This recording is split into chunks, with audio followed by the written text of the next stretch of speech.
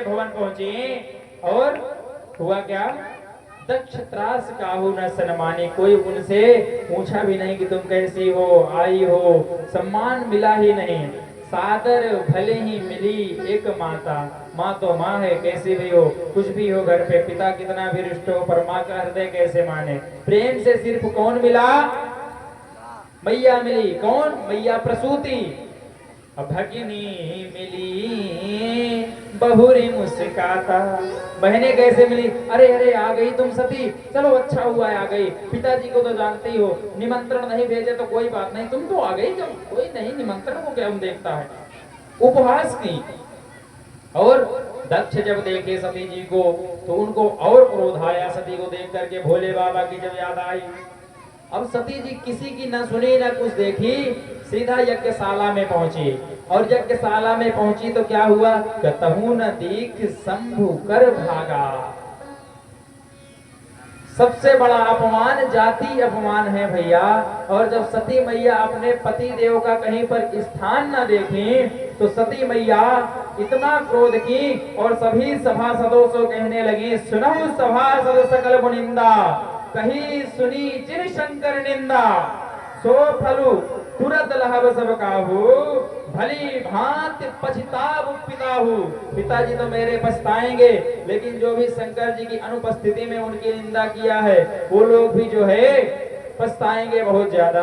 और ये सब कहते हुए और बोले, अब ये दक्ष के शरीर से मेरा शरीर उत्पन्न हुआ है, इसका अंश मुझ में है, तो इस शरीर को मैं रखना नहीं चाहती हूँ। जो तन शंकर से द्रोह करे वो तन मैं नहीं रखूंगी। और तुरंत सती मैया ने योग अग्नि अपने शरीर में प्रकट की है और योग अग्नि से जल करके अपने शरीर को राख कर दिया है। और राख करते जलते जलते सती मैया ने एक बात मांगी नारायण से, किससे, हरि सती मरत हरिशन बर मांगा, जन्म जन्म शिव पद अनुरागा।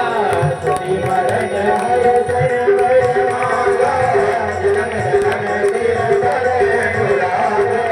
तेहि कारण हिमि गिरि कह जाई, जन्मी पार्वती तनु पाई। तेहि कारण हिमि गिरि कह जाई, जननी पार्वती तनु पाई। श्री राम जय राम जय जय राम, श्री राम जय राम जय जय राम। सती मरत हरिशन बर मांगा, भगवान नारायण से एक वरदान मांगी मरते मरते, क्या, जन्म जन्म शिव पद अनुरागा। मैं जब जब जन्म लूं भगवान भोलेनाथ के चरणों में ही मेरी प्रीत हो। इसी वरदान के प्रभाव से क्या हुआ, जन्मी पार्वती तनु पाई, तही कारण हिमगिरि ग्रह जाई। हिमांचल जी के घर में माता सुमैना के गर्भ से सती ने पार्वती के रूप में जन्म लिया। और जब जन्म हुआ भोले बाबा आओ, नारद जी आए, नामकरण आदि देखे, जब कुंडली देखे, हाथ देखे, रेखा देखे तो बता दिए आपकी कन्या की रेखाएं बहुत उच्च हैं, आपकी कुंडली के भाग्य बहुत प्रबल हैं, इसको ये जगदम्बा है, सारे वर्णन कर डाले। पर बोले हिमांचल जी एक ही कमी है। बोले क्या, बोले जो इसका जो पति होगा ना वो पागल होगा, घर द्वार नहीं होगा, माँ बाप नहीं होंगे, शमशान में रहेगा, राख लपेटेगा, पूरा पागल होगा, बौरा। अब जो है जैसे ही मैना मैया सुनी, अरे राम राम राम। हिमांचल देखो ऐसा है, अगर ऐसी बात है ना तो हम अपनी पुत्री का विवाह ही नहीं करेंगे। हिमांचल जी बोले रुको, जो बता रहे हैं ये सब वो निवारण भी बताएंगे। बोले हिमांचल जी ये सब अवगुण तो हैं वर में, लेकिन अगर ये अवगुण देखे जाएं तो सारे अवगुण भोले बाबा में मिलते हैं। वही शमशान में रहते हैं, वही राग लपेटते हैं, वही मुंडों की माला पहनते हैं, पागल जैसे वही रहते हैं। और अगर ये अवगुण भोले बाबा में है तो भोले बाबा में अवगुण भी जाकर के गुण बन जाते हैं। और जो आपकी कन्या जाकर के तपस्या करेगी, भोले बाबा को प्रसन्न कर लेगी, सो जो गुण पर के अवगुण है वो गुण में बदलेंगे और इसे स्वयं परमेश्वर जगदीश्वर भोलेनाथ मिल जाएंगे।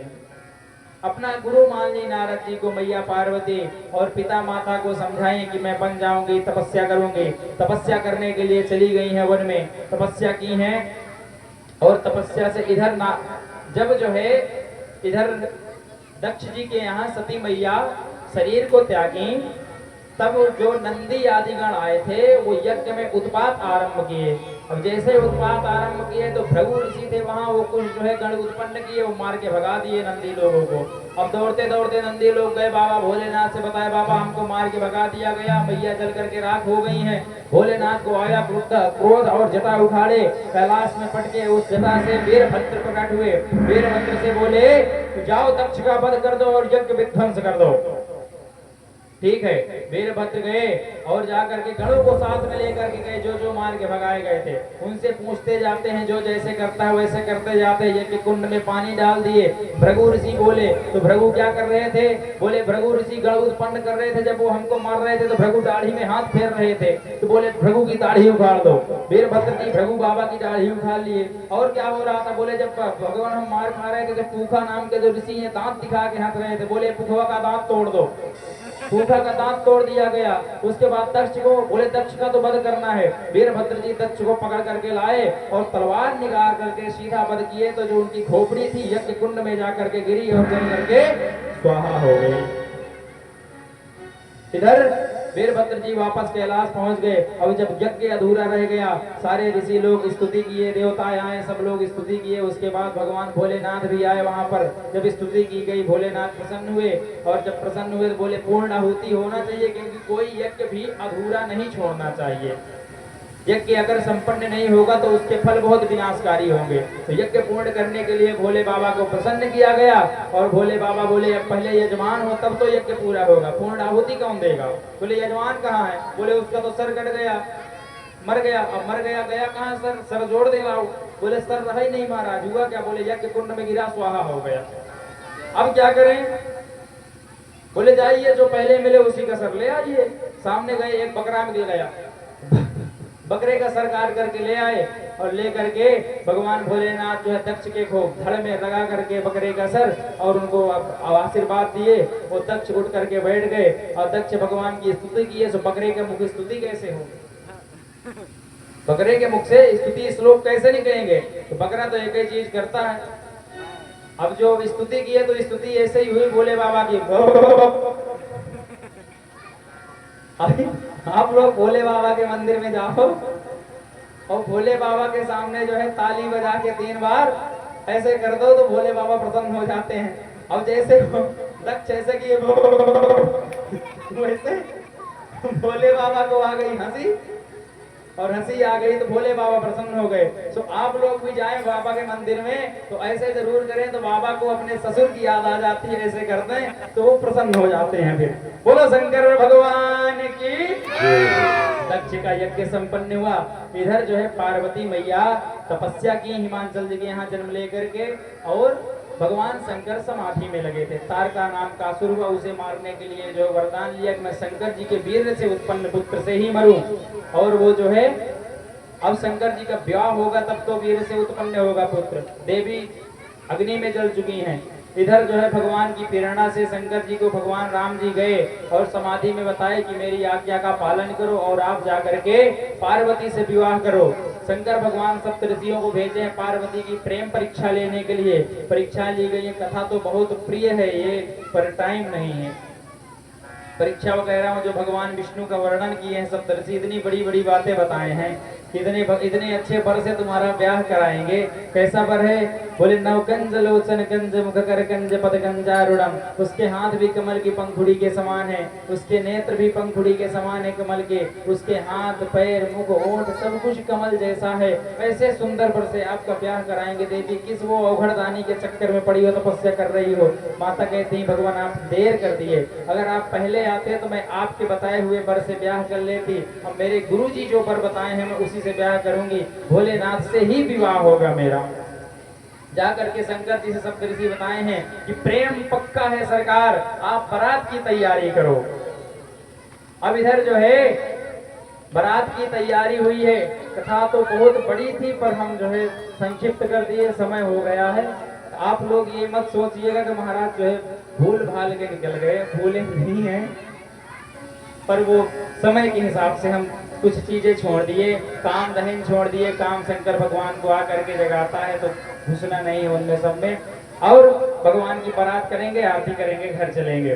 अब आज क्या हुआ, सप्तऋषियों ने पत्री बाची, बारात का दिन आ गया कैलाश में, आज बारात का दिन है। बाबा भोलेनाथ की बारात हम लोग भी चलेंगे, कथाओं में रोज आनंद करेंगे। कल भी हम लोग बहुत अच्छे प्रसंग सुनेंगे, और परसों रसगुल्ले की व्यवस्था की जाएगी, क्योंकि रसगुल्ले वाले ठाकुर का जन्म है। आप लोग बढ़ चढ़ के आइए, अपने साथ और लोगों को लेके आइए। पहले बारात चलते हैं। आज बारात का दिन है बाबा भोलेनाथ की। लगे संवारन सकल सुर वाहन विविध विधान, हो ही सगुन सुंदर सुभर करहिया अक्षरागान। सारे देवता अपने अपने वाहनों को सजाने लगे, और सजा करके कहते हैं आज तो बारात चलना भोले बाबा की, अच्छे से तैयार हो जाओ। यमराज अपने भैंसों को पकड़े और ले जा करके यमुना जी में रगड़ रगड़ के झींगा से नहला रहे हैं कि अरे काले भैंसे, आज तुझको मैं घोड़ा करके छोड़ूंगा, क्योंकि भोले बाबा की बारात जाना है। भगवान विष्णु गरुड़ को पकड़े, बेटा गरुड़ इधर आओ। बोले क्या हुआ सरकार? बोले तुम स्नान अच्छे से नहीं करते हो, आज हम तुमको खुद नहलाएंगे, चलो साफ अच्छे से ले जा करके क्षीर सागर में गरुड़ को नहला रहे हैं। बाबा ब्रह्मा हंस को पकड़े, और यहाँ पर कुबेर जी पुष्पक विमान में बढ़िया लड़िया लगा रहे हैं, पंखुड़िया लुप वाली लाइटें लगा रहे हैं। जलते जलते बढ़िया पुष्पक विमान जाएगा बारात में। दूल्हे की बारात में लाइट लगी रहती है ना, तो बोले दूल्हा तो ठीक है, लेकिन हम अपना वाहन तो सजाएं। पुष्पक विमान एक ही था हवा में उड़ने वाला, और इंद्र अपने हाथी को रगड़ रहा है। बोले हाथी तुम सफेद तो हो, गोरे हो, लेकिन तुम गंदे बहुत हो, आज एकदम चमकीले बन जाओ। रगड़ रगड़ के इंद्र को नहला रहा है स्वर्ग में हाथी को इंद्र, और सब तैयारी में हैं। और तैयारी बना करके सब धीरे धीरे कैलाश में आए। अब कैलाश के लिए देवता तैयार हो रहे हैं। कैलाश में जिसकी बारात है वो दूल्हा के कौन है? दूल्हा के पास तो कोई है ही नहीं, दूल्हा अकेले बेचारा बैठा कैलाश में। भोले बाबा का गाल लटकाए, जटाए बिखेरे बैठे, भैया मेरी बारात है। ये सब कोई अपना जो है हाथी साफ कर रहा है, कोई भैंसा रगड़ रहा है।